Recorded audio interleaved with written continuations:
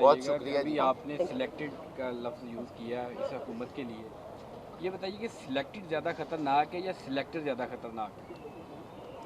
देखिए, हम सिलेक्टेड इस वक्त सिलेक्टर की बात अब जो सिलेक्टेड है मेरे ख्याल से मैं अर्ज करता हूँ जी, आप आए। सिलेक्टर्स और सिलेक्टेड ये दोनों जो है हाँ। इनसे अब जान छुड़ाने का टाइम आ गया है और इंशाअल्लाह ताला बिलावल भुट्टो की क़यादत में सही है। पाकिस्तान पीपल्स पार्टी इन दोनों से जान छुड़ाएगी।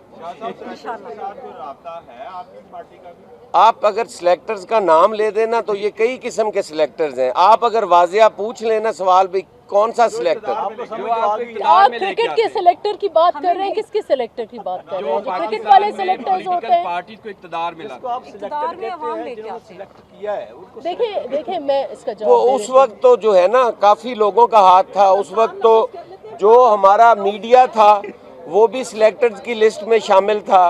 उस वक्त तो सिविल सोसाइटी भी थी। इसलिए हम ये अर्ज़ करते हैं कि ये अभी डिस्कशन का वक्त नहीं है। इतना काफ़ी है कि अब हम दोनों से जान छुड़ाना चाहते हैं। बहुत शुक्रिया जी।